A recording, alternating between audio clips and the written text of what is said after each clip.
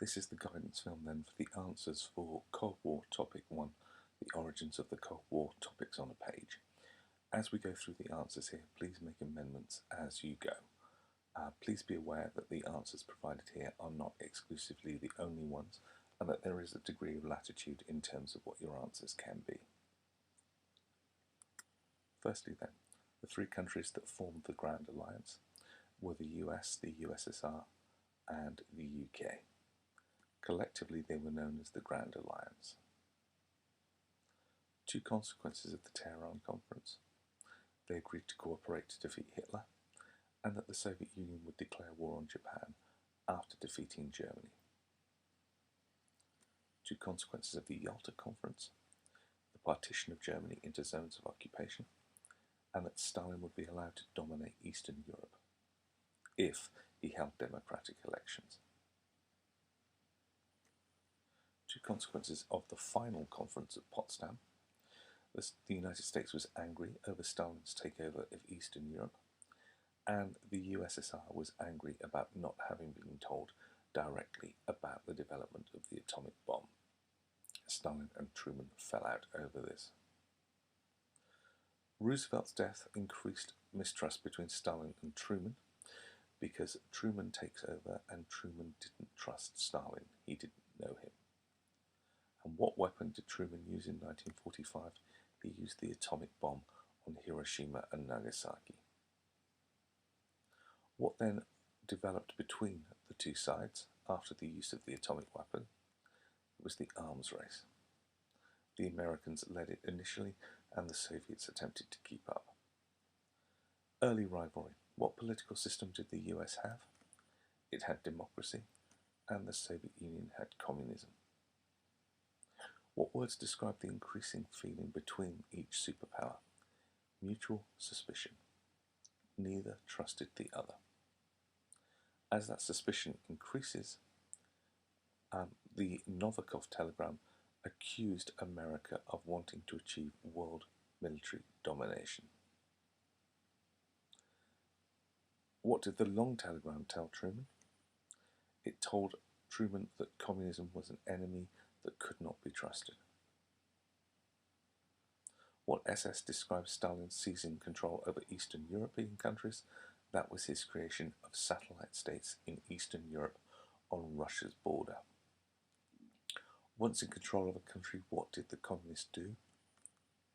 They rigged elections to form communist governments, and they removed people who believed in democracy. The American response was to accuse the Soviets of breaking their promises. But the Soviets could justify their action because they were desperate to make sure that they were protected from a reconstructed Germany and an alliance of countries in Western Europe that possessed nuclear weapons.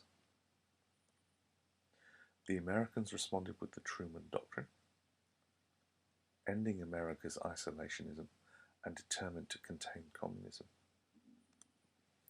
The Americans then also gave $13 billion for the reconstruction of Europe, on the understanding that the countries that accepted the money cooperated together. These countries would then buy goods from the Americans. The Truman Doctrine and the Marshall Plan. Initially, the countries that were directed and given support were Greece and Turkey, and this increased America's sphere of influence in Western Europe. So Western Europe is dominated by the Americans and Eastern Europe by the Soviets. In 1947, the Soviet Union set up Cominform, which allowed the Soviet Union to dominate Eastern Europe.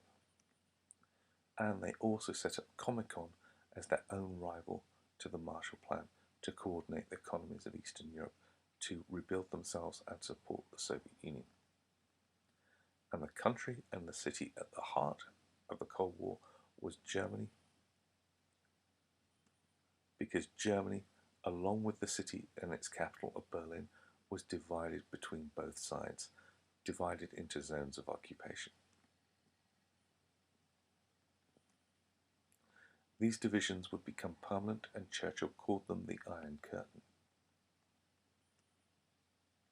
In 1949, in response to the Berlin crisis, NATO was established as a mutual defence organisation where countries in Western Europe would treat an act of hostility on one of them by the Russians as an attack on all of them.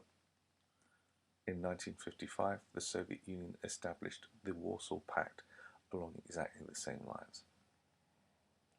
The consequences of NATO and the Warsaw Pact. The US and Western Europe were not prepared to accept the Soviet Union spreading communist control in Europe. Now, two opposing military alliances in Europe were making the risk of war increase. The Soviet Union increased its military strength by gaining control over the satellite states, armies, and resources. Europe was being turned into two armed camps. In 1949, the Soviet Union developed their own atomic bomb, and in 1952, the Americans developed an even more powerful version of the bomb, the hydrogen bomb. The Soviet Union again caught up with that within a year. With all these weapons pointed at one another, there now was a standoff. If one side launched, the other side would get the chance to launch, and this was known by the acronym MAD, which stands for Mutually Assured Destruction. This, however, reduced the risk of war, because if anyone started by launching an attack, everyone would be killed.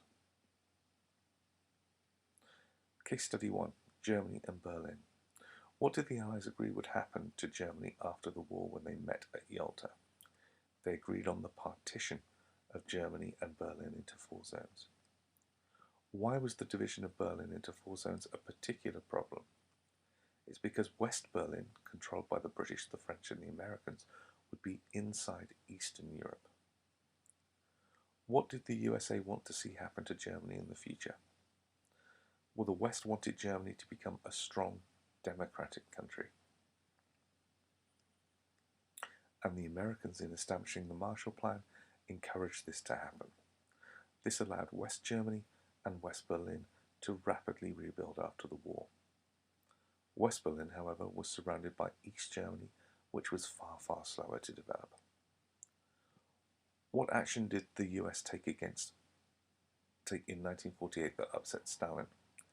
They started to unite the zones in the West, starting to recreate Germany. What did he accuse the West of doing? Rebuilding and rearming Germany, which was to the Soviets a terribly dangerous thing to do. What does Stalin do to force the West out of Berlin? He launches the blockade of West Berlin, and he does this in June 1948. The West respond by flying in planes. Operation Vittles, the supply of West Berlin by the air, and this went on for 11 months. The airlift made the West look strong and not afraid of Stalin's threats.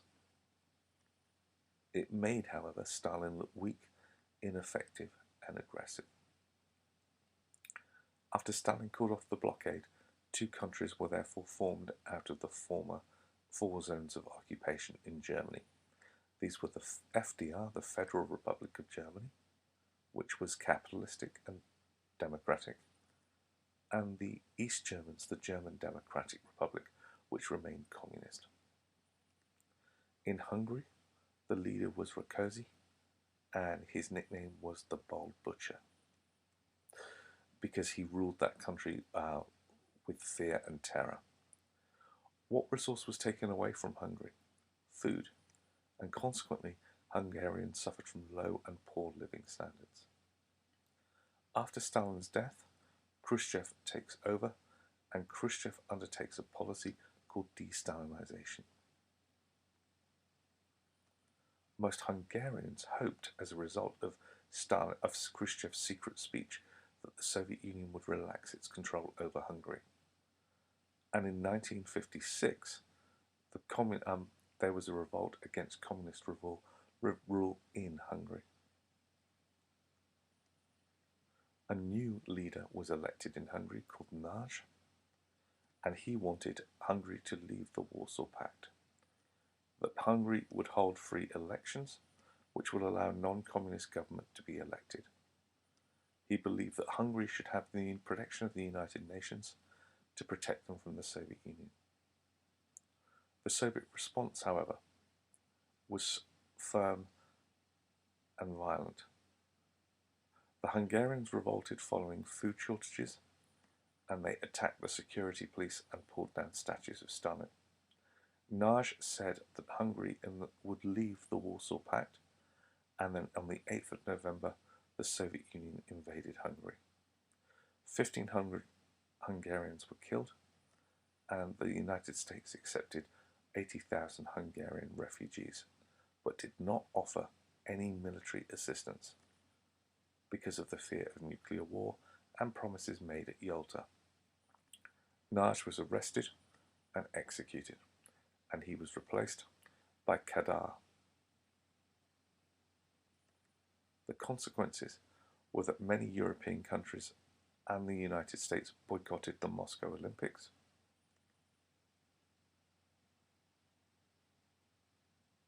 But the United States' refusal to help showed that satellite states were on their own, that the Americans and the West would not help them. The invasion sent a clear message that satellite states could not leave the Warsaw Pact.